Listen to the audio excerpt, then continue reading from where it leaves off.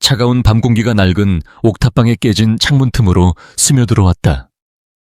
강지원은 얇은 담요를 어깨까지 끌어올렸지만 살을 애는 듯한 항해는 그의 뼛속까지 파고드는 것 같았다.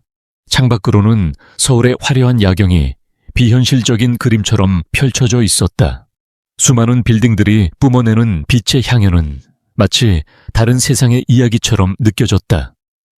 그 빛의 바다 아래에서 지원은 외로운 섬처럼 고립되어 있었다.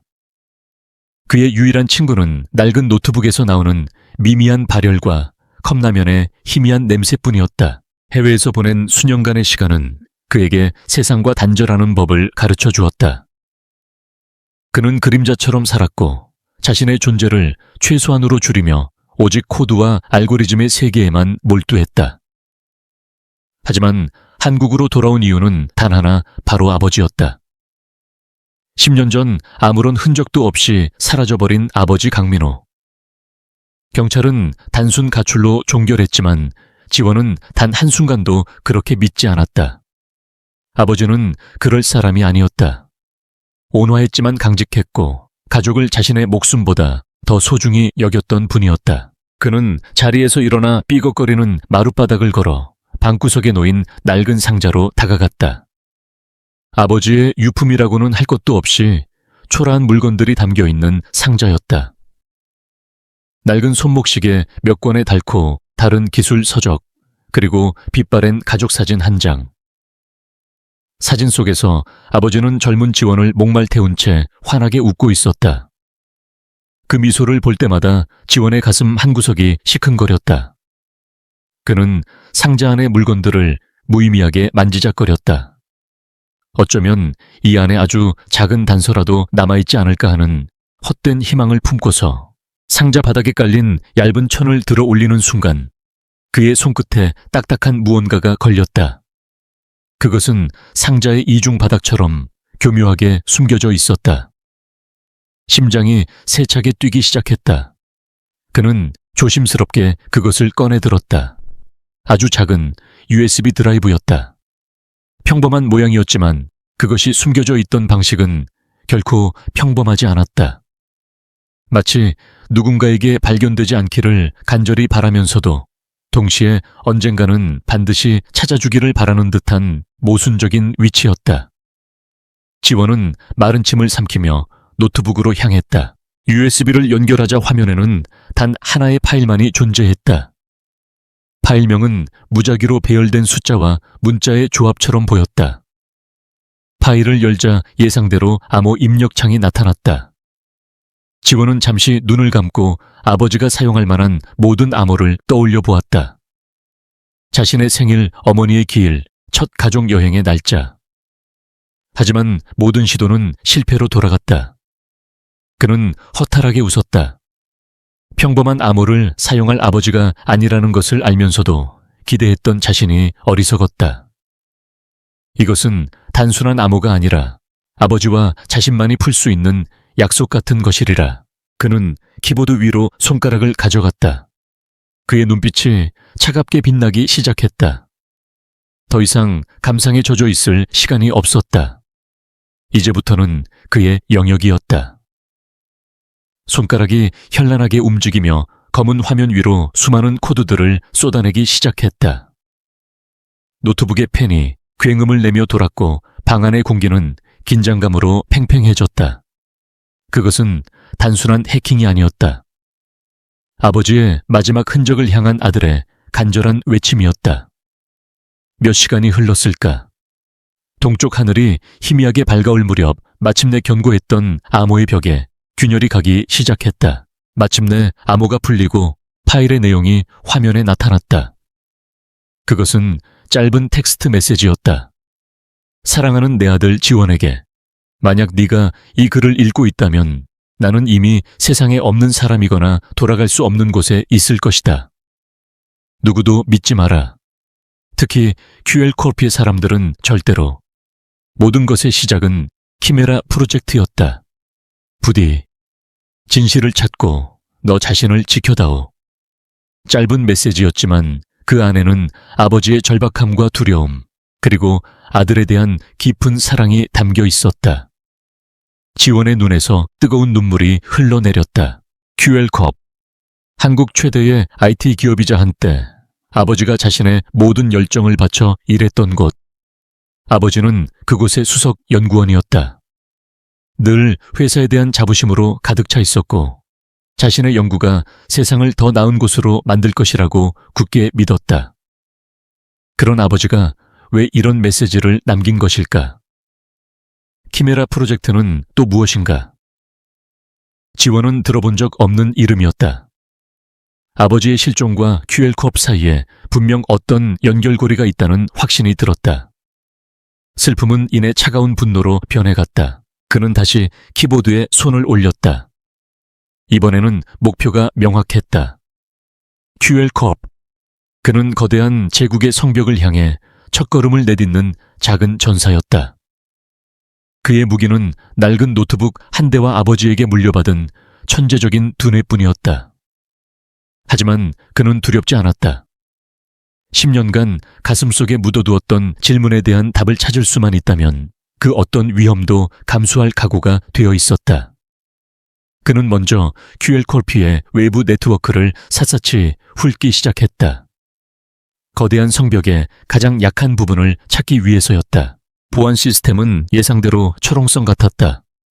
수십 겹의 방화벽과 침입 탐지 시스템이 24시간 내내 네트워크를 감시하고 있었다. 어설픈 공격은 시도하는 즉시 흔적을 남기고 추적당할 것이 뻔했다.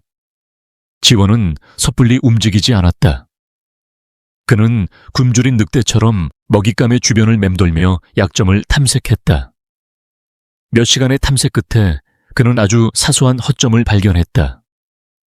그것은 최근에 리뉴얼된 홍보용 웹사이트의 테스트 서버에 남아있는 개발자용 백도어였다. 관리자의 부주의로 인해 삭제되지 않은 아주 작은 틈이었다. 지원은 미소를 지었다. 아무리 높은 성벽이라도 작은 개미구멍 하나로 무너질 수 있는 법이다. 그는 자신의 흔적을 완벽하게 지우기 위해 여러 개의 가상 프록시 서버를 경유하는 복잡한 우회 경로를 설정했다. 그의 디지털 발자국은 전 세계 수십 개의 국가를 거치며 뒤섞여 그 누구도 그의 실제 위치를 추적할 수 없게 만들었다. 모든 준비를 마친 그는 조심스럽게 그 작은 틈으로 자신의 코드를 밀어 넣었다. 마치 실처럼 가느다란 디지털 촉수가 거대한 성벽의 틈새를 파고드는 순간이었다. 내부 네트워크에 진입하는데 성공한 순간 그는 숨을 죽였다. 마치 적진 깊숙이 홀로 잠입한 스파이가 된 기분이었다. 그의 눈앞에는 QL콜프라는 제국의 내부 지도가 펼쳐졌다. 수많은 데이터 서버와 내부망 그리고 직원들의 통신 기록이 거미줄처럼 얽혀 있었다. 그는 아직 깊이 들어갈 생각이 없었다. 이번 침투의 목적은 정찰이었다.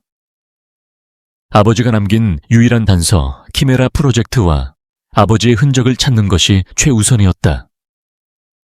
그는 검색창에 아버지의 이름 강민호를 입력했다. 수많은 검색 결과가 나타났지만 대부분은 인사 기록이나 급여 명세서 같은 평범한 정보들이었다. 하지만 지원은 포기하지 않고 집요하게 파고들었다. 그는 삭제된 파일이나 접근 기록이 차단된 아카이브 서버에 집중했다. 그리고 마침내 오래된 백업 서버 깊숙한 곳에서 의미 있는 흔적을 발견했다. 그것은 10년 전 아버지가 실종되기 직전까지 참여했던 프로젝트의 목록이었다. 대부분의 프로젝트는 공개된 내용이었지만 유독 하나의 프로젝트만 모든 정보가 삭제되고 접근 권한이 최고 등급으로 잠겨 있었다. 프로젝트명은 프로젝트 C, 키메라 치메라 2, 이니셜일 가능성이 높았다. 심장이 다시 거세게 뛰기 시작했다. 그는 프로젝트 C의 관련 기록을 추적하기 시작했다. 관련된 모든 연구원의 명단 보고서, 이메일 기록은 깨끗하게 삭제되어 있었다. 마치 처음부터 존재하지 않았던 프로젝트처럼 모든 흔적이 지워져 있었다. 하지만 완벽한 범죄는 없는 법이다. 지원은 시스템 로그 파일의 가장 깊은 곳, 보통은 누구도 들여다보지 않는 곳에서 아주 작은 조각을 찾아냈다. 그것은 강민호 연구원의 아이디로 프로젝트 C 관련 데이터 서버에 마지막으로 접속했던 기록이었다. 날짜는 아버지가 실종되기 바로 전날 밤이었다. 모든 퍼즐 조각이 하나씩 맞춰지기 시작했다. 아버지는 프로젝트 C, 즉 키메라 프로젝트를 통해 무언가 끔찍한 비밀을 알게 되었고 그것을 세상에 알리려 하다가 QL 코르프에 의해 제거당한 것이다. 지원은 주먹을 불끈 쥐었다. 손톱이 손바닥을 파고드는 아픔도 느껴지지 않았다. 그의 머릿속에는 오직 복수심과 진실을 밝혀야 한다는 사명감만이 가득 찼다. 그는 조용히 QL 코르프의 네트워크에서 빠져나왔다. 자신이 들어왔던 흔적을 깨끗하게 지우는 것도 잊지 않았다. 첫 번째 정찰은 성공적이었다. 적의 심장부에 꽂을 비수의 존재를 확인했다. 창밖은 어느새 완전히 밝아와 있었다. 밤새 차갑게 식었던 컵라면이 책상 위에서 처량하게 놓여 있었다. 하지만 지원은 더 이상 배고픔도 추위도 느끼지 못했다. 그의 내면에서는 뜨거운 불길이 타오르고 있었다. 그는 이제 더 이상 과거에 얽매여 슬퍼하는 약한 소년이 아니었다. 아버지의 진실을 찾기 위해 거대한 악과 맞서 싸우는 전사였다. 그는 자리에서 일어나 창가로 다가갔다. 아침 햇살을 받고 있는 서울의 마천루들이 마치 그가 무너뜨려야 할 거대한 성체처럼 보였다. 그는 다짐했다. 아버지의 명예를 되찾고 그의 죽음에 얽힌 추악한 진실을 온 세상에 드러내겠다고. QL 코르프라는 거대한 제국을 자신의 손으로 심판하겠다고. 그는 이제 혼자가 아니었다. 아버지의 마지막 메시지가 그의 마음속에서 등대처럼 빛나고 있었다. 길고 외로운 싸움이 될 것이다. 하지만 그는 물러서지 않을 것이다. 가난한 천재 소년의 방역이 이제 막 시작되려 하고 있었다. 그의 눈빛은 서울의 그 어떤 불빛보다도 더 차갑고 날카롭게 빛나고 있었다. QL타워의 최상층 회장실은 마치 세상의 꼭대기에 떠있는 섬과 같았다. 바닥부터 천장까지 이어진 통유리창 너머로 서울의 정형이 장난감 모형처럼 펼쳐져 있었다. 미니멀리즘을 표방한 실내는 최고급 자재들로만 꾸며져 있었고 그 중심에는 거대한 흑요석 책상이 위압적인 존재감을 뿜어내고 있었다. 퀀텀 리브 코퍼레이션 QL 코르프의 회장 최태준은 그 책상 뒤에 앉아 도시 전체를 자신의 발 아래 둔 신처럼 군림하고 있었다. 그의 시선은 복잡한 분기별 실적 보고서에 고정되어 있었지만 그의 정신은 이미 그 숫자들을 넘어 더 큰 그림을 그리고 있었다. 그의 완벽한 통제와 정적을 깨고 조심스러운 노크 소리가 들렸다. 최태준은 미간을 살짝 찌푸렸지만 시선은 서류에서 떼지 않은 채 낮고 차가운 목소리로 말했다. 들어와. 문이 열리고 사이버 보안팀장인 김영수 부장이 뻣뻣하게 굳은 자세로 들어왔다. 그의 임에는 식은땀이 송골송골 맺혀 있었고 손에 든 태블릿 PC를 거의 부서질 것처럼 꽉 쥐고 있었다. 그는 최태준의 심기를 거스르는 것이 얼마나 위험한 일인지 누구보다 잘 알고 있었다. 최태준은 한참 동안이나 김 부장을 세워둔 채 서류 검토를 계속했다. 그것은 그의 오랜 습관이었다.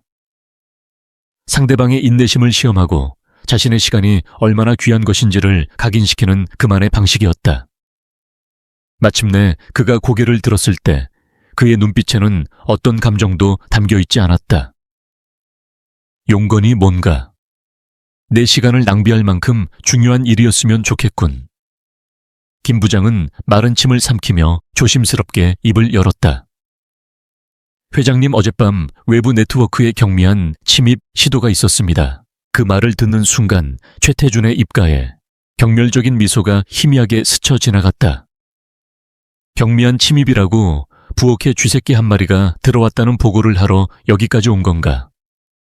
그의 목소리에는 노골적인 조롱이 담겨 있었다. 김 부장은 더욱 몸을 낮추며 다급하게 설명했다. 단순한 시도는 아니었습니다. 침입자는 매우 지능적인 방식으로 저희의 1차 방화벽을 우회했습니다. 하지만 다행히 홍보용 웹사이트의 낡은 테스트 서버에 접근했을 뿐 핵심 데이터에는 전혀 접근하지 못했습니다. 최태준은 흥미를 잃었다는 듯 다시 서류로 시선을 돌렸다.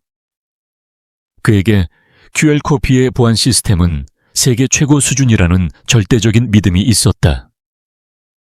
일개 해커 따위가 감히 넘볼 수 있는 영역이 아니었다. 그래서 그 쥐새끼가 훔쳐간 건 뭐지?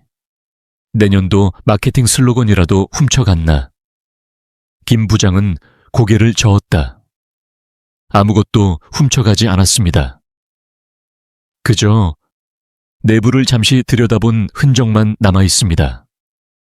흔적 또한 완벽하게 지워져서 역추적은 불가능했습니다. 그제야 최태준은 펜을 내려놓았다.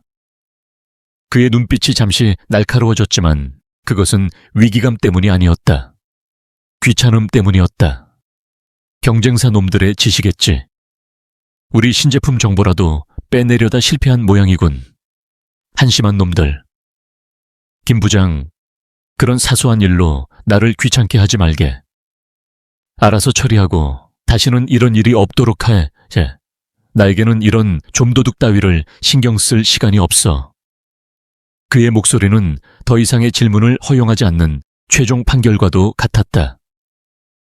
김 부장은 알겠습니다, 회장님, 이라고 대답하며 땀으로 축축한 등을 돌려 회장실을 빠져나왔다. 최태준은 다시 보고서로 눈을 돌렸다. 그의 머릿속에서 경미한 침입이라는 사건은 이미 지워진 지 오래였다.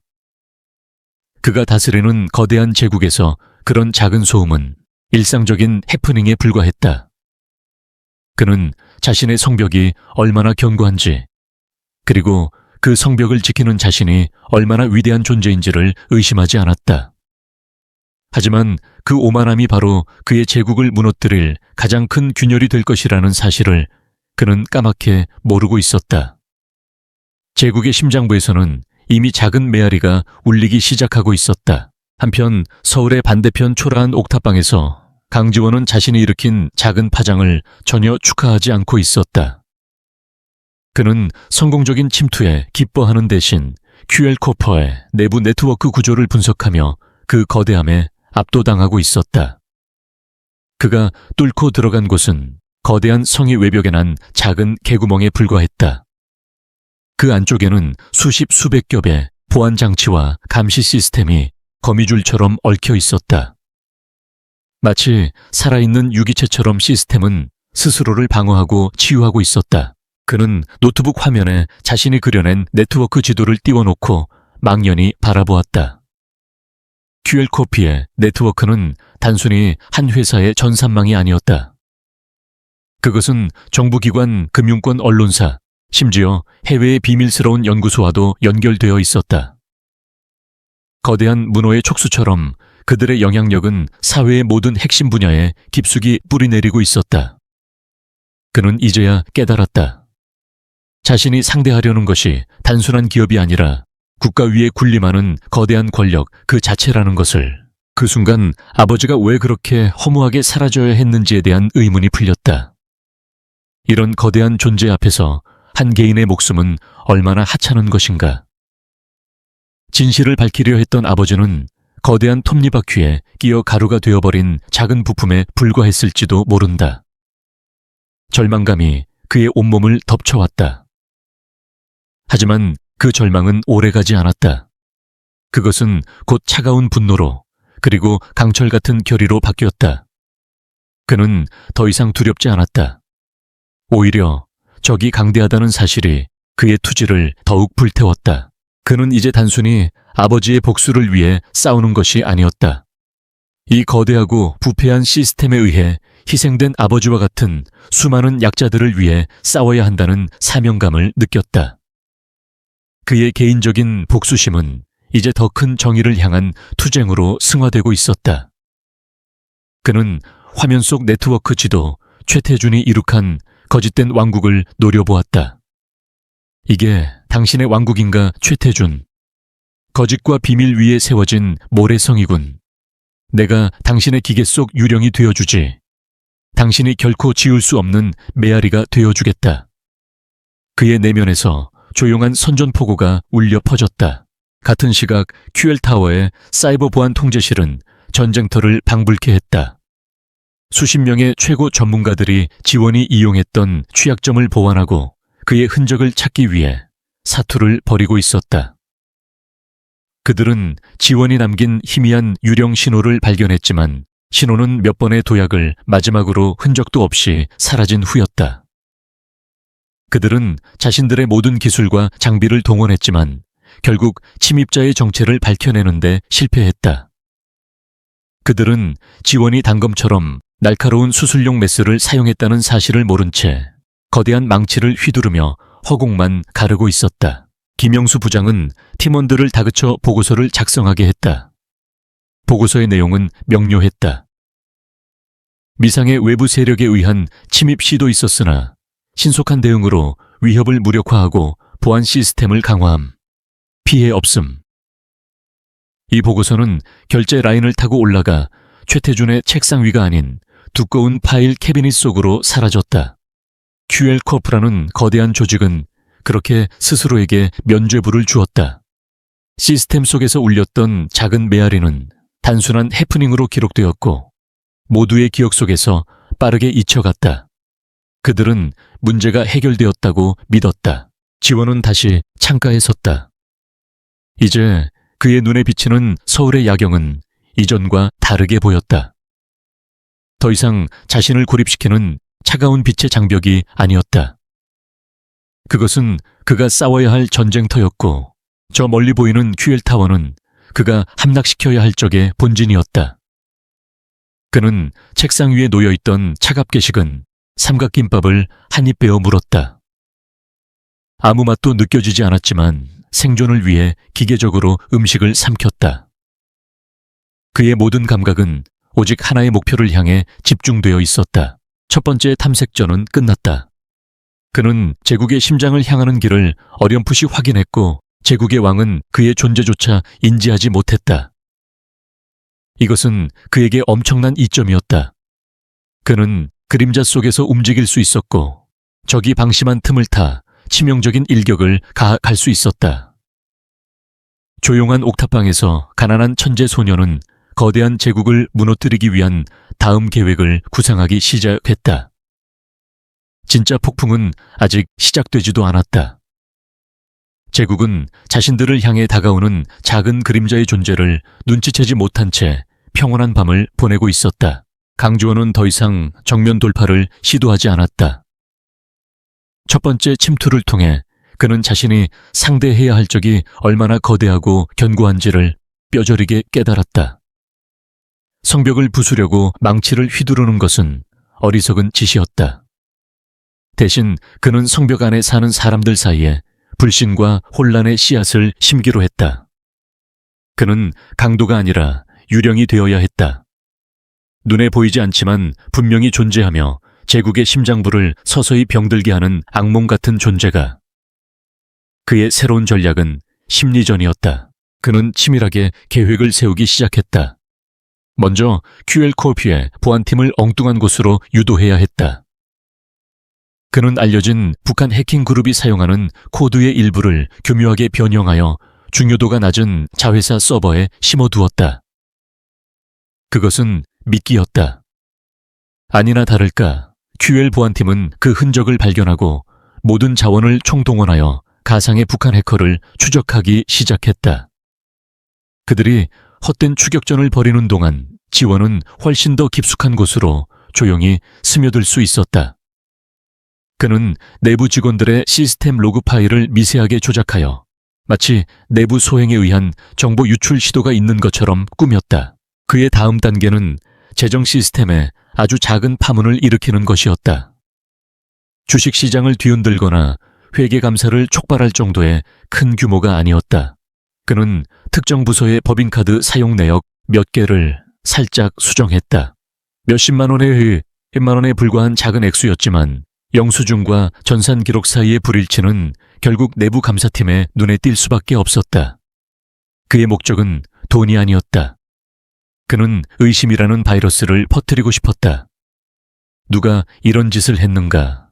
왜 사소한 불일치는 직원들 사이에 서로를 감시하고 의심하게 만드는 촉매제가 될 것이었다. 그의 계획의 마지막 조각은 외부에서의 압력이었다. 내부의 혼란만으로는 부족했다. 그는 QL코프라는 철옹성을 무너뜨릴 외부의 창이 필요했다. 그는 오랫동안 대한민국의 부패한 권력자들을 추적해온 한 언론인의 이름을 떠올렸다. 이수진 기자. 그녀는 대기업이나 정치인의 외압에 굴하지 않고 끈질기게 진실을 파헤치는 것으로 유명했다. 그녀라면 자신의 미끼를 물 것이라고 지원은 확신했다. 그는 완벽한 익명성을 보장하는 다중 암호화 이메일 계정을 생성했다. 발신자는 프로메테스였다. 서울의 한복판 작지만 날카로운 인터넷 언론사 진실의 목소리. 편집국은 언제나처럼 전쟁터 같았다. 여기저기 쌓인 서류 더미와 식어 빠진 커피 냄새 쉴 새 없이 울리는 전화벨과 키보드 소리가 공간을 가득 메우고 있었다. 이수진 기자는 그 혼돈의 중심에서 산더미 같은 자료에 파묻혀 있었다. 그녀는 몇 년째 QL코르프를 주시해왔다. 그들의 비약적인 성장 뒤에는 분명 검은 비밀이 숨겨져 있을 것이라고 직감했지만 언제나 변호사들과 밀봉된 문서의 벽에 부딪혀 좌절해야만 했다. QL코어는 그녀에게 있어 반드시 잡아야 할 거대한 고래와도 같았다. 그때 그녀의 컴퓨터 화면에 이메일 도착을 알리는 작은 창이 떴다. 발신자는 프로메테스. 제목은 당신이 찾던 진실의 조각이었다. 그녀는 또 다른 제보 메일이려니 생각하며 무심코 클릭했다. 하지만 이메일의 내용은 그녀의 시선을 단숨에 사로잡았다. 이수진 기자님, 당신은 오랫동안 QL코피의 어둠을 파헤쳐왔습니다. 하지만 잘못된 곳을 파고 있었습니다. 10년 전 그들이 폐기했던 바이오 연구 부서와 관련된 비자금을 추적하십시오. 이메일에는 암호화된 파일 하나가 첨부되어 있었다. 이수진은 본능적인 경계심과 함께 강한 호기심을 느꼈다. 익명의 제보는 수없이 받아왔지만 이처럼 구체적이고 대담한 제보는 처음이었다. 프로메테스라는 이름도 의미심장했다. 신들에게서 불을 훔쳐 인간에게 가져다준 존재. 이 제보자는 자신을 그런 존재로 여기고 있는 것일까? 그녀는 조심스럽게 첨부 파일을 열었다. 그것은 심하게 편집되어 대부분의 내용이 가려진 하나의 자금 이체 내역서였다. 하지만 수신처로 보이는 곳에 시팔미라는 희미한 이름과 거액의 자금이 찍혀 있었다. 그녀의 심장이 뛰기 시작했다. 10년 전 바이오 연구 부서. 그녀는 자신의 데이터베이스를 뒤지기 시작했다. 몇 시간의 검색 끝에 그녀는 QL코프가 10년 전 수익성 악화를 이유로 바이오 자회사 하나를 갑작스럽게 청산했다는 짧은 기사를 찾아냈다. 그리고 그 시기를 전후로 몇몇 핵심 연구원들이 갑작스럽게 퇴사하거나 장기 휴직에 들어갔다는 사실도 발견했다.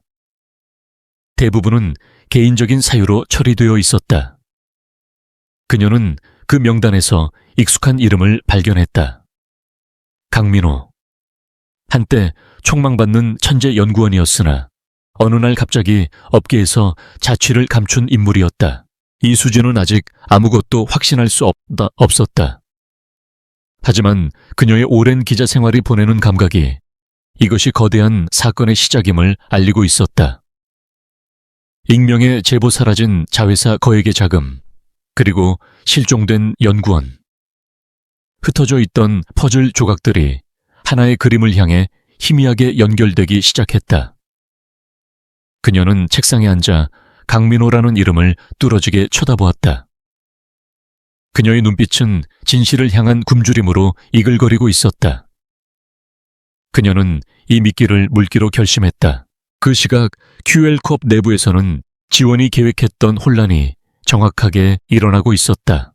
사이버 보안팀은 가상의 북한 해커들의 흔적을 쫓느라 연일 밤을 새우고 있었고 그들의 보고서는 최태준 회장을 안심시키기에 충분했다. 한편 내부 감사팀은 재무팀에서 발견된 사소한 회계 불일치 문제로 골머리를 앓고 있었다. 액수는 미미했지만 원인을 찾을 수 없다는 사실이 그들을 불안하게 만들었다. 직원들은 서로를 의심의 눈초리로 바라보기 시작했고 보이지 않는 긴장감이 회사 전체에 퍼져나갔다. 최태준 회장은 이러한 내부의 잡음들을 보고받았다. 그는 여전히 이 모든 일들이 서로 연결되어 있다는 사실을 까맣게 몰랐다. 그는 그저 자신의 부하들이 무능하고 나태해졌다고 생각했다. 그는 긴급 임원회의를 소집하여 불같이 화를 냈다. 우리 회사에 기강이 해이해졌군. 사소한 회계 실수나 처리 못하고 외부의 좀도둑 하나 막지 못해서야 되겠나. 당장 모든 것을 제자리로 돌려놓도록 해. 다시 한번 이런 일로 나를 귀찮게 하는 일은 없어야 할 거야. 그의 호통의 임원들은 고개를 숙일 뿐이었다. 최태준은 자신의 카리스마와 권위로 모든 문제를 해결할 수 있다고 믿었다. 지원은 자신의 작은 옥탑방에서 이 모든 상황을 실시간으로 감시하고 있었다. 그는 QL 보안팀이 엉뚱한 곳에서 헤매는 모습, 내부 감사팀이 작성한 보고서, 심지어 이수진 기자가 10년 전 QL 코어프 관련 기사들을 검색하는 로그 기록까지 모두 손바닥처럼 들여다보고 있었다. 그의 입가에 차가운 미소가 번졌다. 그는 거대한 호수에 낚싯대를 던졌고 2마리의 다른 물고기가 그의 미끼에 관심을 보이기 시작했다. 한 마리는 제국의 내부에서 혼란을 일으킬 것이고 다른 한 마리는 제국의 외부에서 성벽을 두드릴 것이다. 사냥은 새로운 국면으로 접어들고 있었다. 그는 이제 더 이상 혼자가 아니었다. 최태준 회장의 평온했던 제국의 미세한 균열이 가기 시작했다. 처음에는 그저 사소한 소음들이라고 여겼다. 실력 없는 경쟁사의 해킹 시도, 부하 직원의 사소한 회계 실수, 그리고 진실을 찾아 헤매는 성가신 기자 1명. 각각은 그가 언제든 손쉽게 처리할 수 있는 문제들이었다. 하지만 그 소음들이 하나의 불협화음을 만들어내기 시작하자 그의 오랜 경험이 위험 신호를 보내기 시작했다. 너무나도 절묘한 시점이었다. 이 모든 일들이 마치 잘 짜인 각본처럼 동시에 일어나는 것은 결코 우연일 수 없었다. 그는 밤늦게까지 사무실에 남아 책상 위에 놓인 3개의 다른 보고서를 번갈아 쳐다보았다. 사이버 보안팀이 제출한 가상 적성국 해킹 그룹에 대한 분석 보고서, 내부 감사팀의 원인 불명 회계 오류에 대한 보고서, 그리고 홍보팀이 올린 이수진 기자의 10년 전 폐업한 바이오 자회사 관련 지뢰의 보고서. 따로 떼어놓고 보면 아무런 연관성도 없는 사건들이었다. 하지만 최태준의 머릿속에서 이 3개의 점은 하나의 선으로 연결되고 있었다. 이것은 어설픈 경쟁자의 소행이 아니었다. QL의 약점을 정확히 알고 찌르는 지능적이고 악의적인 누군가의 공격이었다. 최태준의 오만한 표정 뒤로 처음으로 일말의 불안감이 스쳐 지나갔다.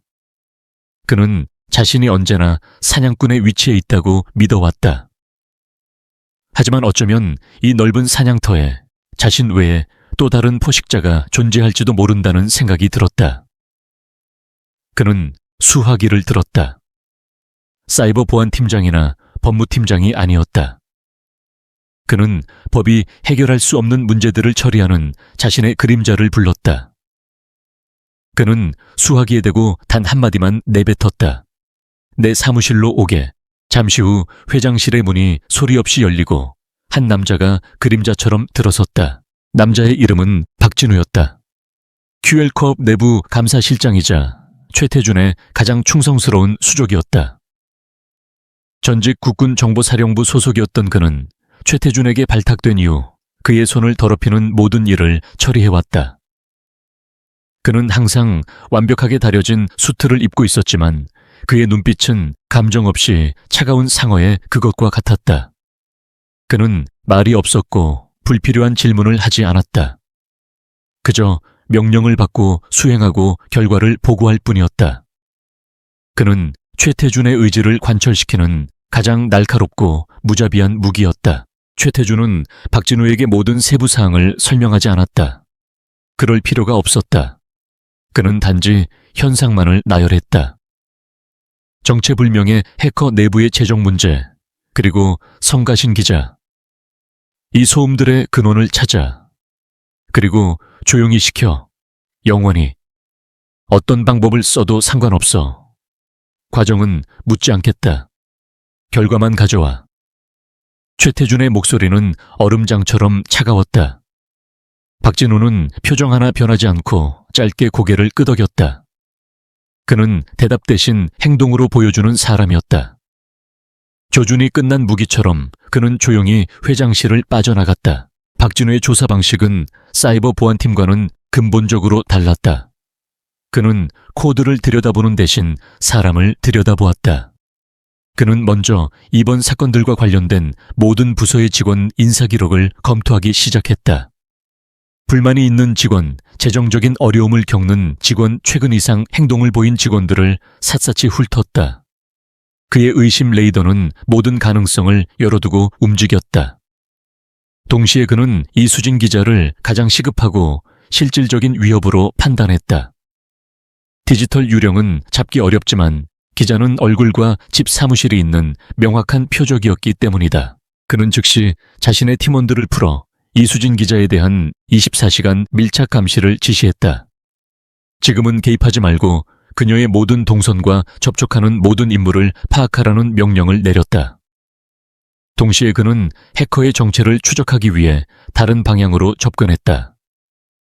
그는 해커가 QL의 원한을 품은 전직 직원일 가능성이 높다고 판단했다. 그는 지난 10년간 불미스러운 일로 해고되거나 퇴사한 모든 직원들의 명단을 작성하기 시작했다. 특히 이수진 기자가 관심을 보인 10년 전 바이오 자회사 소속이었던 직원들을 중심으로 그의 데이터베이스에 강민호라는 이름이 떠올랐다.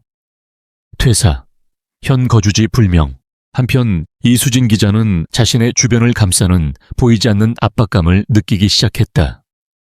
처음에는 우연이라고 생각했다. 안전한 언론사 지하 주차장에 세워둔 차의 타이어가 펑크나고 집에 도둑이 들었지만 아무것도 훔쳐가지 않은 채 물건들의 위치만 살짝 바꿔놓고 사라졌다. 통화를 할 때면 미세한 잡음이 섞여 들리기 시작했다. 그녀는 이것이 단순한 우연이 아니라 누군가가 보내는 명백한 경고라는 것을 깨달았다. 하지만 이런 비열한 협박은 그녀를 위축시키는 대신 오히려 그녀의 투지를 더욱 불태웠다. 그녀는 자신이 제대로 된 길을 가고 있다는 확신을 가졌다. 상대방이 두려워하고 있다는 증거였다. 그녀는 더욱 조심스럽게 움직이기 시작했다. 대포폰을 사용하고 취재원들과는 약속 없이 사람이 붐비는 공공장소에서 접선했다. 그녀는 이제 더 이상 단순한 기사를 쫓는 것이 아니었다. 이것은 진실을 은폐하려는 거대한 세력과의 싸움이었다. 그리고 그 싸움에서 그녀는 절대로 물러설 생각이 없었다. 그녀는 강민호라는 인물의 주변을 더욱 깊이 파고들기 시작했다. 그의 가족 동료 행적까지. 박진우는 자신의 어두운 통제실에서 여러 개의 모니터를 동시에 응시하고 있었다. 하나의 화면에는 이수진 기자가 시끄러운 재래시장에서 한 노인과 접선하는 장면이 실시간으로 중계되고 있었다. 노인은 10년 전 폐업한 바이오 자회사의 경비원이었다. 또 다른 화면에는 그의 팀원들이 불만 분시 전 직원들의 명단을 대조하며 데이터를 분석하는 모습이 보였다. 그의 시선은 강민호의 인사기록 카드에서 멈췄다. 가족사항 아들 강지원, 현재 해외 거주 중인 것으로 추정됨. 박진우의 입가에 거의 보이지 않는 미소가 떠올랐다. 그는 즉시 출입국 관리 기록을 확인하라고 지시했다. 해외에 있을 것으로 추정되는 아들. 어쩌면 모든 사건의 시작점이 될 수도 있는 인물이었다. 그는 아직 아무것도 단정하지 않았다. 하지만 그의 예리한 감각은 흩어져 있던 두 개의 사건, 끈질긴 기자와 정체불명의 해커가 강민호라는 이름 아래에서 서서히 하나로 합쳐지고 있음을 느끼고 있었다. 박진우라는 그림자가 길게 드리워지기 시작했고 강지원을 향한 실질적인 위협이 마침내 수면 위로 떠오르고 있었다. 조용한 사냥이 소리 없는 추격전으로 변해가고 있었다. 강주원의 옥탑방은 시간의 흐름이 멈춘 듯한 공간이 되어버렸다. 창밖으로 해가 뜨고 지는 것이 몇 번이나 반복되었지만 그의 세계는 오직 낡은 노트북 화면 속에서만 존재했다. 그의 손가락은 쉴 새 없이 키보드 위를 오갔고 카페인과 집념만이 그의 정신을 붙들고 있었다. 그는 마침내 프로젝트 C 서버의 가장 깊숙한 곳 마지막 암호의 벽 앞에 도달해 있었다. 그것은 단순한 암호 체계가 아니었다. 아버지가 설계에 참여했을 것이 분명한 다중양자 암호화 알고리즘으로 보호받고 있었다. 그는 무차별적인 대입 공격으로는 이 벽을 결코 넘을 수 없다는 것을 깨달았다. 열쇠가 필요했다. 아버지와 자신만이 아는 세상에 단 하나뿐인 열쇠. 그는 잠시 눈을 감고 과거의 기억들을 더듬었다. 아버지는 종종 그에게 복잡한 알고리즘에 대해 이야기해주곤 했다. 그것은 부자 간의 놀이이자 천재성을 공유하는 그들만의 언어였다. 기억의 파편 속에서 아버지가 언젠가 이론적으로만 설명했던 비대칭 암호화키 생성 방식이 떠올랐다. 그것은 그들의 생일을 특정 소수로 변환하여 조합하는 지독히도 복잡하지만 그들에게는 너무나 익숙한 방식이었다. 심장이 세차게 뛰기 시작했다. 그는 즉시 자신의 해독 툴을 그 기억 속의 알고리즘에 맞춰 다시 코딩하기 시작했다. 이것은 단순한 기술의 싸움이 아니었다. 10년의 세월을 뛰어넘어 아버지와 아들이 나누는 마지막 대화였다. 마침내 새로운 코드가 완성되고 실행 버튼을 누르는 순간 그의 온몸에 전율이 흘렀다. 견고했던 암호의 벽이 모래성처럼 허물어지기 시작했다. 화면에 나타난 단 하나의 폴더. 그 이름은 프로젝트 차이메라 파이널이었다. 아버지가 목숨과 맞바꾼 진실이 그 안에 잠들어 있었다. 그는 마른 침을 삼키며 폴더를 열었다. 그 안에는 수많은 하위 폴더와 파일들이 정리되어 있었다. 연구일지, 재무기록 내부 보고서, 그리고 동영상 파일들. 그는 떨리는 손으로 가장 오래된 연구일지 파일부터 열었다. 프로젝트의 공식적인 목표는 혁신적인 세포 재생 치료제 개발이었다. 인류의 수명을 연장하고 모든 질병을 정복할 수 있는 꿈의 신약. 아버지의 초기 연구 기록에는 인류에 기여하고 싶다는 순수한 열정과 희망이 가득 담겨 있었다. 하지만 페이지를 넘길수록 기록의 분위기는 점차 어두워졌다. 동물 실험 단계에서 끔찍한 부작용들이 나타나기 시작했다. 통제불능의 세포 변이, 기형적인 신체 변화, 극단적인 공격성. 프로젝트는 즉시 중단되어야 마땅했다. 그러나 최태준 회장이 보낸 이메일은 연구를 강행하라는 지시를 담고 있었다. 그는 사소한 희생을 감수하더라도 결과를 만들어내라고 연구팀을 압박했다. 그때부터 프로젝트는 광기의 길로 접어들기 시작했다. 지원은 Human Trials Unauthorized라는 이름의 폴더를 발견하고 숨을 멈췄다. 그는 차마 그 안의 내용을 보고 싶지 않았지만 진실을 외면할 수는 없었다. 폴더 안에는 신원을 알 수 없는 사람들의 의료 기록이 가득했다. 노숙자, 불법 체류자, 연고가 없는 사람들. 사회에서 사라져도 누구 하나 찾지 않을 그림자들이 그들의 실험 대상이었다. 지원은 떨리는 손으로 동영상 파일 하나를 클릭했다. 화면 속에서 한 남자가 극심한 고통 속에 몸부림치고 있었다. 그의 몸은 끔찍하게 뒤틀리고 있었고 그의 비명은 소리가 제거되었음에도 불구하고 지원의 귓가에 생생하게 들리는 듯했다. 그는 구역질을 참으며 다른 파일들을 열었다. 실패한 샘플 처리, 시설 위생 소독과 같은 제목이 붙은 보고서들은 사실상 살인과 시신 유기를 의미하는 은어였다. 프로젝트의 부작용으로 사망한 희생자들을 안매장하고 그들의 존재를 세상에서 완전히 지워버린 기록들이었다. 그리고 그 모든 보고서의 최종 결재란에는 최태준 회장의 서명이 선명하게 남아있었다.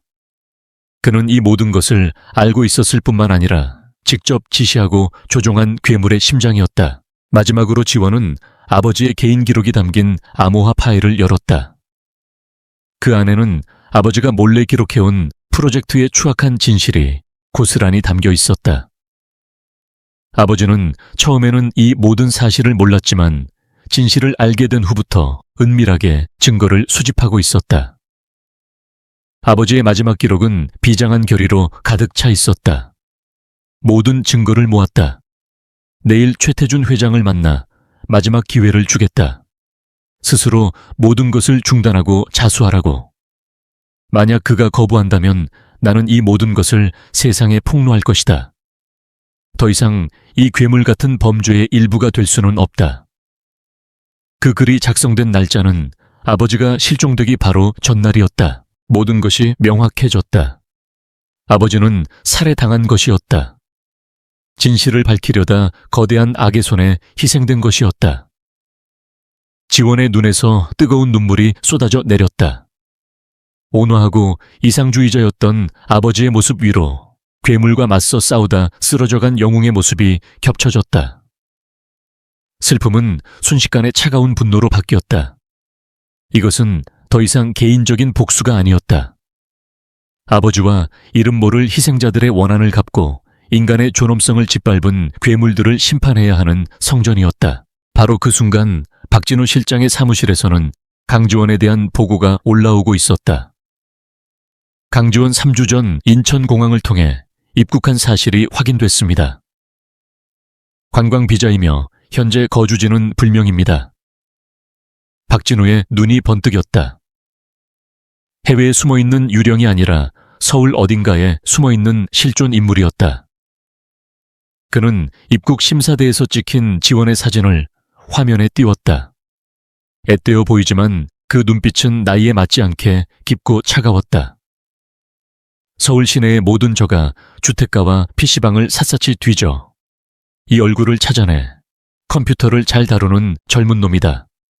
작은 흔적이라도 놓치지 마. 박진우의 명령과 함께 보이지 않는 그물망이 서울 전역에 펼쳐지기 시작했다. 옥탑방의 지원호는 자신의 목을 향해 조여오는 추격의 손길을 아직 알지 못했다. 그는 키메라 프로젝트의 모든 데이터를 여러 개의 암호화된 외장 하드에 복사하고 있었다. 그때 그의 등 뒤로 섬뜩한 한기가 스쳐 지나갔다. 그는 창밖을 내다보았다. 평소와 다를 바 없는 서울의 밤 풍경이었지만 무언가 달라져 있었다. 도시의 소음이 갑자기 멀게 느껴지고 누군가 자신을 지켜보고 있다는 강렬한 예감이 그의 온 신경을 곤두서게 했다. 디지털 세상에서의 전쟁이 현실 세계의 추격전으로 번지려 하고 있었다. 마지막 파일의 복사가 완료되었다. 지원은 손에 든 외장 하드를 내려다보았다. 희생자들의 원혼과 아버지의 마지막 의지가 담긴 그것은 청음망은처럼 무겁게 느껴졌다. 그는 모니터의 검은 화면에 비친 자신의 얼굴을 보았다. 그곳에는 더 이상 아버지를 그리워하며 슬퍼하던 소년의 모습은 없었다. 차가운 분노와 강철 같은 결의에 찬 사냥꾼의 얼굴이 있었다. 괴물의 정체는 드러났다. 이제 남은 것은 심판뿐이었다. 그의 눈빛은 복수의 불길로 활활 타오르고 있었다. 최태준 회장의 사무실에 깔려있던 오만한 정적은 한 통의 긴급 메시지로 산산조각 났다. 그의 최측근만이 아는 비상 채널을 통해 전달된 메시지는 단 한 줄이었다. 키메라 관련 데이터 서버에 최종 접근 기록이 확인되었습니다. 그 순간 최태준의 얼굴에서 모든 핏기가 사라졌다. 그의 냉정하고 계산적인 가면이 벗겨지고 그 아래에 숨겨져 있던 원초적인 두려움과 야수 같은 분노가 드러났다. 이것은 더 이상 사소한 정보 유출이 아니었다. 자신의 심장을 겨눈 암살자의 비수였다. 그는 거대한 흑요석 책상을 주먹으로 내리쳤다. 묵직한 충격에도 책상은 미동도 없었지만 그 위에 놓인 값비싼 펜이 바닥으로 떨어져 날카로운 소리를 냈다.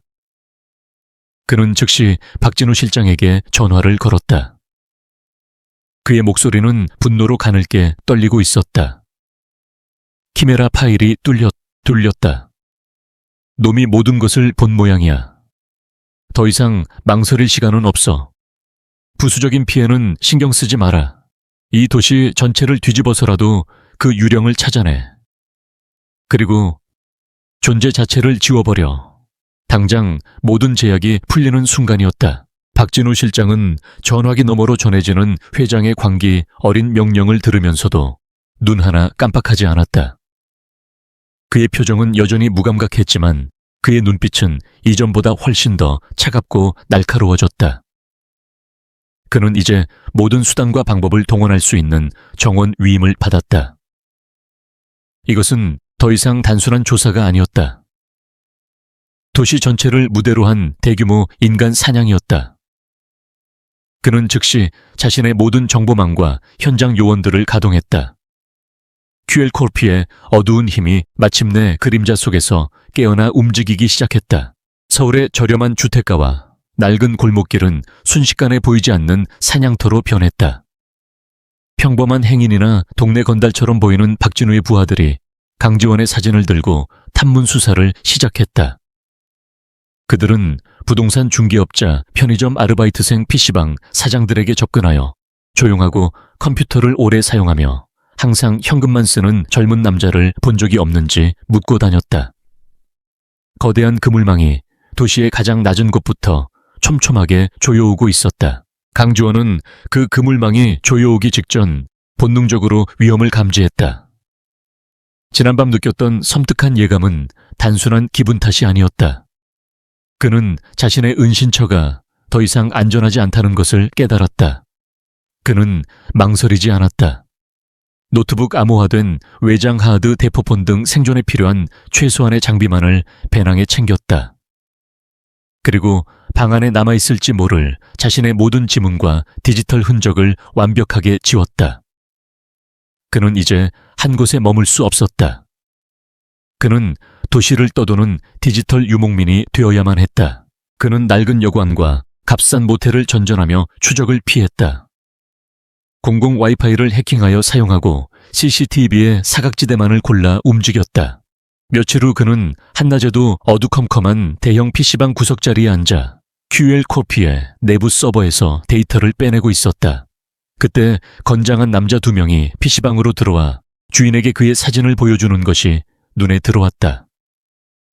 심장이 철렁 내려앉았지만 그는 얼굴에 어떤 동요도 드러내지 않았다. 모자를 더 깊이 눌러 쓴 채 그는 침착하게 데이터 전송을 마무리하고 시스템 로그를 삭제했다. 그리고 남자들이 자신의 자리로 다가오기 직전 그는 유령처럼 PC방 뒷문으로 빠져나갔다. 쫓기는 와중에도 지원은 공격을 멈추지 않았다. 자신의 위치를 노출시킬 수 있는 직접적인 해킹은 피했지만 그의 심리전은 더욱 교묘하고 대담해졌다.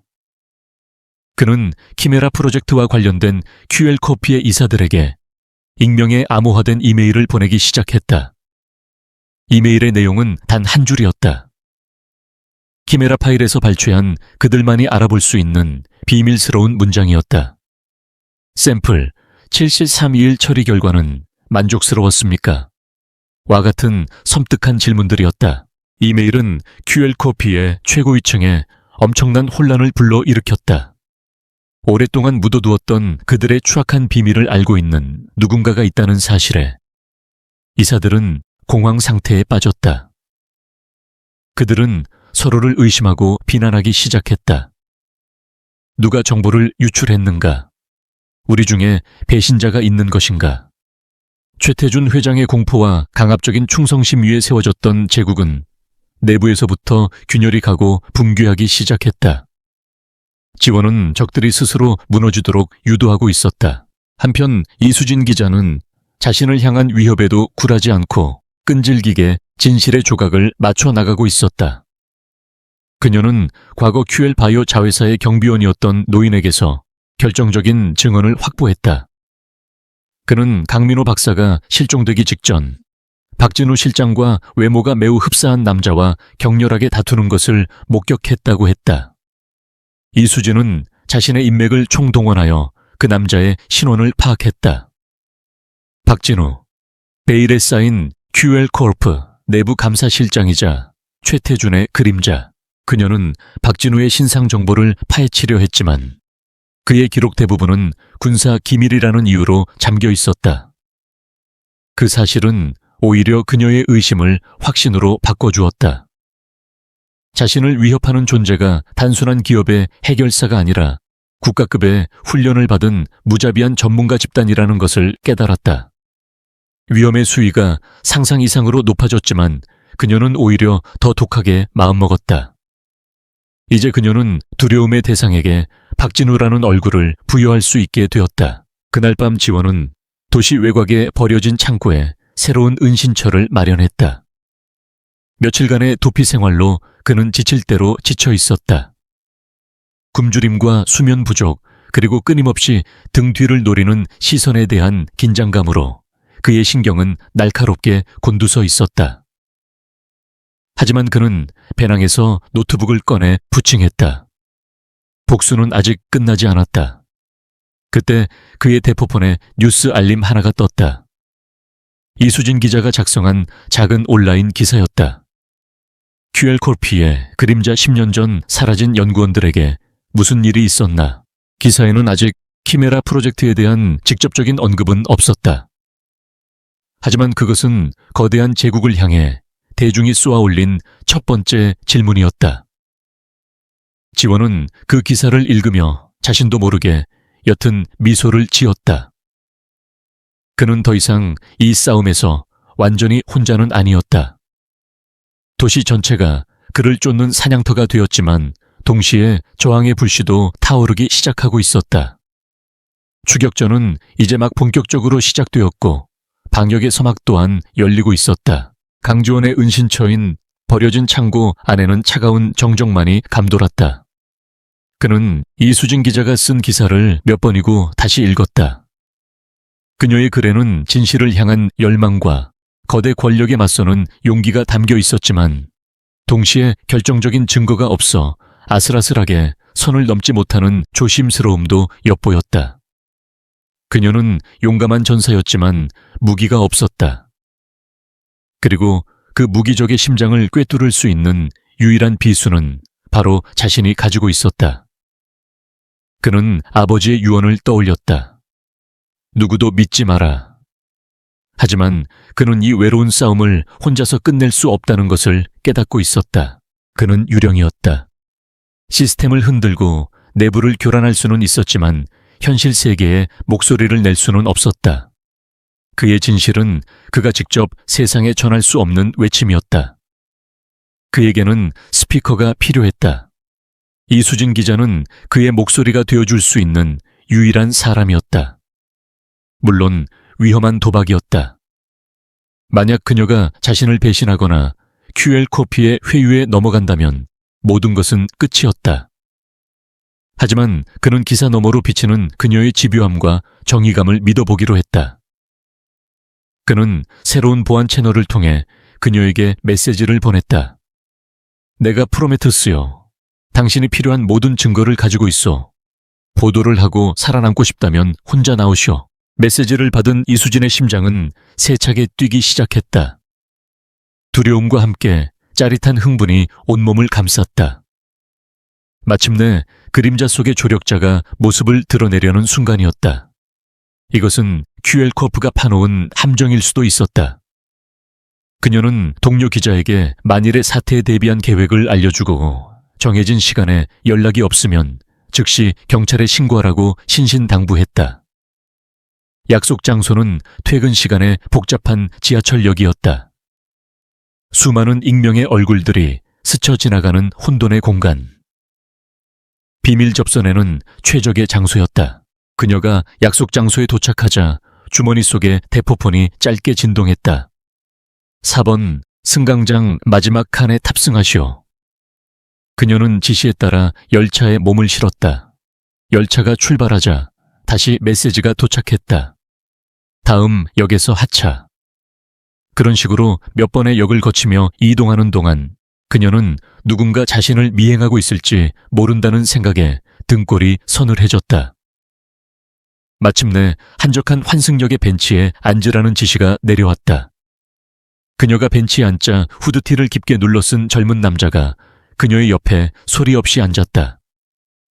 강지원이었지만 그녀는 그의 얼굴을 제대로 볼 수 없었다. 지원은 그녀를 쳐다보지 않은 채 낮은 목소리로 말했다. 당신을 믿어도 되겠소. 이수진은 긴장으로 마른 입술을 적시며 대답했다. 나는 진실을 믿소. 짧은 대화였지만 그들은 서로의 눈빛 너머에 있는 진심을 읽었다. 지원은 품에서 소형 태블릿 PC를 꺼내 그녀에게 영상 하나를 보여주었다. 키메라 프로젝트의 끔찍한 실험 장면이 담긴 짧은 클립이었다. 충격적인 영상에 이수진은 숨을 삼켰다. 내가 증거를 제공하겠소. 당신은 목소리가 되어주시오. 함께 그들을 불태워버리는 겁니다.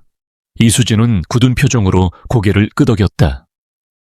유령과 목소리의 연대는 그렇게 조용히 그러나 강철처럼 단단하게 맺어졌다.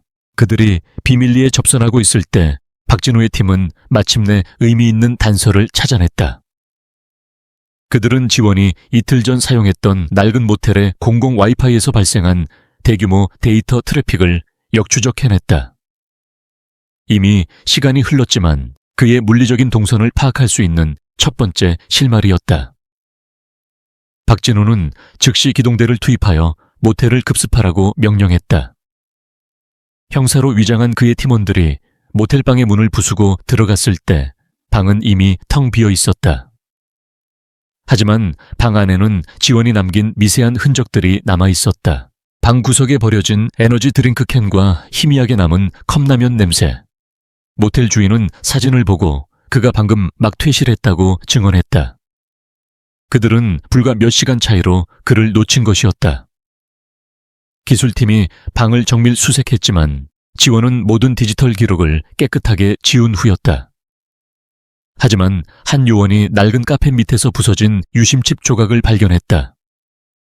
지원이 미처 확인하지 못하고 버린 작은 실수였다. 박진우는 그 작은 조각이 결정적인 단서가 될 수 있음을 직감했다. 추격의 그물망은 다시 한 뼘 더 좁혀졌다. 이제 동맹이 된 지원과 이수진은 그들만의 안전한 통신 채널을 통해 본격적인 계획을 세우기 시작했다. 지원은 자신이 알아낸 키메라 프로젝트의 모든 진실을 그녀에게 털어놓았다. 상상조차 할 수 없었던 거대한 악의 실체에 이수진은 경악을 금치 못했다. 그들은 양동작전을 계획했다.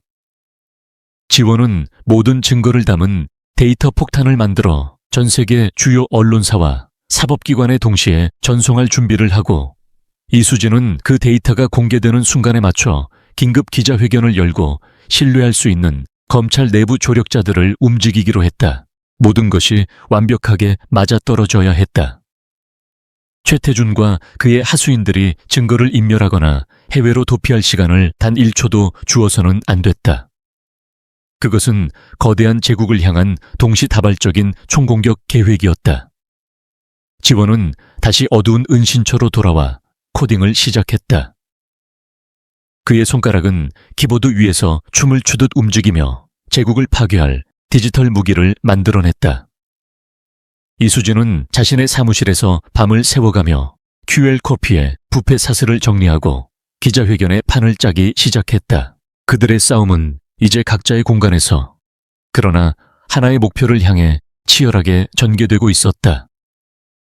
한 명은 어둠 속에서 칼을 갈고 다른 한 명은 빛의 세계에서 무대를 준비하고 있었다. 그날 밤늦게 이수진의 보안폰에 프로메테스로부터 짧은 메시지가 도착했다. 폭탄은 48시간 후에 준비된다. 무대를 준비해달라. 모든 것을 끝낼 마지막 결전의 시간이 빠르게 다가오고 있었다. 서울의 밤은 폭풍 전야처럼 고요했다. 48시간. 강지원과 이수진에게 남은 시간이었다. 제국의 심장을 멈추게 할 결정적인 공격을 준비하기 위한 폭풍 전야의 고요한 시간. 지원의 임시 은신처인 버려진 창고는 이제 그의 두뇌와 노트북이 뿜어내는 열기로 가득 찼다. 그는 잠자는 것도 먹는 것도 잊은 채 오직 코드의 세계에만 몰두했다. 그는 단순히 데이터를 유출시키는 것을 넘어 QL 코어프라는 거대한 기계 자체를 마비시킬 수 있는 강력한 디지털 무기를 만들고 있었다. 그는 그것을 논리폭탄, 로직범이라 불렀다. 그의 계획은 3단계로 이루어져 있었다. 첫 번째 단계는 침투 및 잠식이었다. 그는 이미 확보한 경로를 통해 QL 코어프의 가장 깊숙한 곳, 즉 핵심 서버망으로 잠입했다. 그는 자신의 코드를 마치 바이러스처럼 그들의 재무 시스템 내부 통신망, 심지어 QL타워의 중앙 통제 시스템 곳곳에 심었다. 그것은 제국의 혈관 속에 치명적인 독을 주입하는 것과 같은 과정이었다.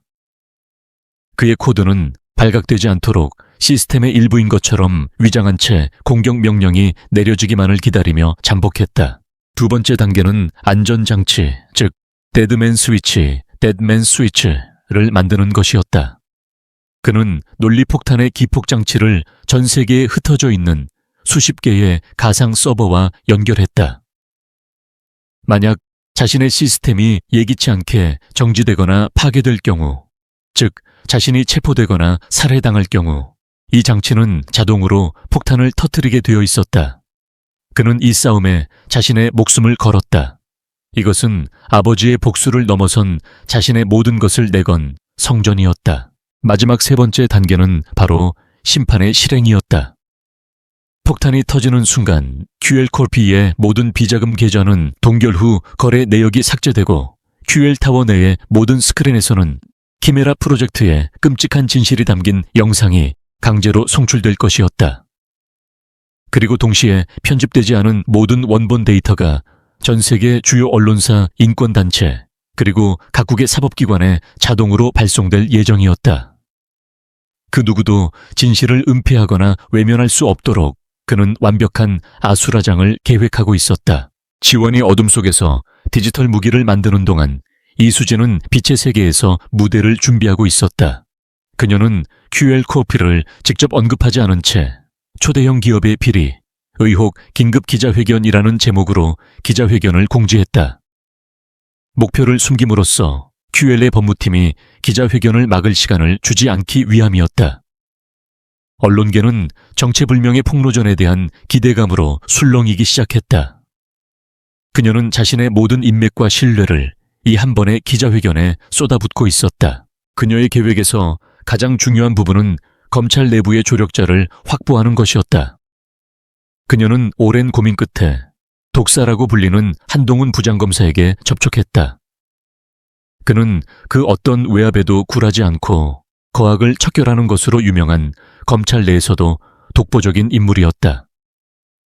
이수진은 늦은 밤 허름한 포장마차에서 그를 몰래 만났다. 그녀는 증거를 직접 보여주지는 않았지만 대한민국을 뒤흔들 거대한 사건이 터질 것이며 특정 시간에 특정 장소에서 그의 결단이 필요할 것이라고 간곡하게 설득했다. 그녀의 눈빛에서 진실의 무게를 느낀 한동훈 검사는 그녀를 믿어보기로 결심하고 자신의 직속 특수수사팀에 비상대기 명령을 내렸다. 한편 박진우 실장의 추격은 벽에 부딪혀 있었다. 부서진 유심칩에서 복원한 데이터는 이미 신호가 끊긴 대포폰 몇 개의 통화 기록이 전부였다. 최태준 회장은 날마다 그를 닥달했고 그의 초조함은 극에 달해 있었다. 그는 더 이상 해커의 꼬리를 쫓는 것만으로는 시간이 부족하다고 판단했다. 그는 전략을 바꾸었다. 쥐를 잡을 수 없다면 쥐가 스스로 굴 밖으로 나오게 만들어야 했다. 그는 자신이 통제하는 소규모 인터넷 언론사를 통해 거짓 정보를 흘렸다.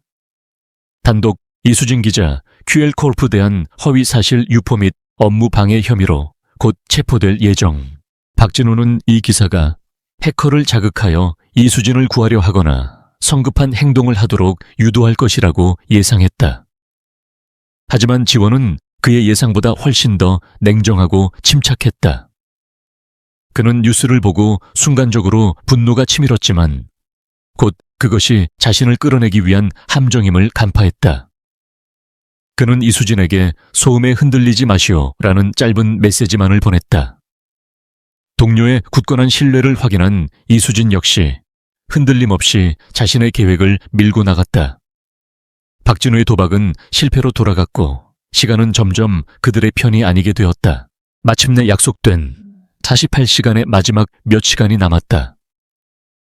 서울의 각기 다른 공간에서 3명의 인물은 각자의 방식으로 마지막 결전을 준비하고 있었다. 강지원은 차가운 창고 바닥에 앉아 논리폭탄의 마지막 코드를 점검하고 있었다. 그의 노트북 화면 속 진행률 표시줄은 99%를 가리키고 있었다. 그의 얼굴은 창백했지만 그의 눈은 광기에 가까운 집념으로 불타고 있었다. 같은 시각 이수진은 텅 빈 기자회견장에 홀로 서서 마이크를 점검하며 심호흡을 하고 있었다. 그녀의 손목시계가 조용히 마지막 카운트다운을 하고 있었다. 그리고 검찰청사 지하의 비밀 회의실에서는 한동훈 검사가 자신의 정예 수사팀에게 작전 브리핑을 하고 있었다. 그의 한마디에 국가 공권력이 움직일 준비를 하고 있었다. 폭풍이 마침내 서울 상공에 도달하고 있었다. 듀웰 콜피의 연례 신제품 발표회가 열리는 컨벤션 홀은 성공과 혁신에 대한 기대로 가득 차 있었다. 수백 명의 기자들과 투자자들 그리고 각계각층의 VIP들이 모여 QL이 선보일 새로운 미래를 기다리고 있었다. 행사장 전체를 감싸는 거대한 파노라마 스크린에서는 QL 콜피아이 후의 황한 역사를 담은 영상이 화려하게 펼쳐지고 있었다. 그 무대의 중심 눈부신 조명 아래 최태준 회장이 세상의 정복자처럼 서 있었다. 그는 자신의 제국이 이룩한 위대한 성과와 인류에 기여할 밝은 미래에 대해 열정적으로 연설하고 있었다. 우리의 기술은 인류의 삶을 더 나은 방향으로 이끌기 위해 존재합니다. QL코르프는 언제나 투명성과 신뢰를 바탕으로 성장해왔으며 앞으로도 인류 사회에 공헌하는 책임감 있는 기업이 될 것을 약속드립니다. 그의 위선적인 목소리가 행사장에 울려 퍼지는 동안 그의 머리 위에서는 디지털 단두대에 칼날이 소리 없이 내려오고 있었다. 그는 자신의 발밑이 무너져 내리고 있다는 사실을 전혀 알지 못한 채 오만의 정점에서 마지막 축배를 들고 있었다. 객석 한 구석에서 평범한 기자로 위장한 이수진은 떨리는 손으로 휴대폰을 쥔 채 숨을 죽이고 있었다. 그녀의 신호 하나에 모든 것이 달려 있었다. 행사장 밖에서는 한동훈 검사와 그의 특수수사팀이 밴 안에서 대기하며 그녀의 연락만을 기다리고 있었다. 무대 뒤편에서 보안을 총괄하던 박진우 실장은 이유를 알 수 없는 불길한 예감에 휩싸여 있었지만 그저 과도한 긴장 탓이라고 애써 스스로를 다독였다. 모든 것이 완벽해 보였다. 너무나도 완벽해서 오히려 비현실적이었다. 그 순간 도시의 어두운 창고 안에서 강지원은 노트북 화면으로 현장 생중계를 지켜보고 있었다. 아버지를 죽음으로 내몬 원수가 인류애를 논하는 역겨운 광경에 그의 분노는 극에 달했다. 최태준 회장이 신뢰와 투명성을 외치는 바로 그 순간 지원은 키보드에 마지막 명령어를 입력했다. Execute Judgment. 그리고 망설임 없이 엔터키를 눌렀다. 심판의 시간이었다. 순식간에 컨벤션 홀에 모든 것이 변했다. 최태준 회장의 얼굴을 비추던 거대한 스크린들이 일제히 깜박이더니 QL의 화려한 로고 대신 프로젝트 차이머라 파이널이라는 섬뜩한 이름의 폴더 아이콘으로 바뀌었다. 행사장은 혼란스러운 정적에 휩싸였다. 사람들은 영문을 모른 채 웅성거렸다. 이윽고 첫 번째 동영상 파일이 자동으로 재생되었다. 그것은 키메라 프로젝트의 비인가 생체 실험 영상이었다. 끔찍하게 변이된 실험체와 비인간적인 실험 과정이 적나라하게 드러나자 객석에서는 비명과 경악의 탄성이 터져나왔다. 최태준은 연단 위에서 석상처럼 굳어버렸다. 그의 얼굴은 새하얗게 질려 있었다. 기술팀이 시스템을 통제하려 했지만 지원의 논리폭탄은 이미 QL타워의 모든 시스템을 장악한 후였다. 그들의 통제권은 박탈당했고 속수무책으로 자신들의 범죄가 폭로되는 것을 지켜볼 수밖에 없었다. 영상이 끝나자 희생자들의 명단 은폐를 위한 자금 세탁 기록, 그리고 최태준이 직접 결제한 내부 보고서들이 쉴 새 없이 화면을 채웠다. 제국의 화려했던 가면이 벗겨지고 그 아래에 숨겨져 있던 추악한 민낯이 온 세상에 드러나는 순간이었다. 혼돈이 극에 달했을 때 모든 화면이 검게 변하며 마지막 파일이 재생되었다. 그것은 강민호 박사가 실종 직전에 몰래 녹음했던 음성 파일이었다.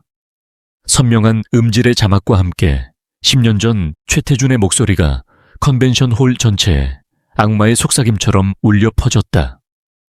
강민호는 너무 많은 것을 알고 있어. 걸림돌이야.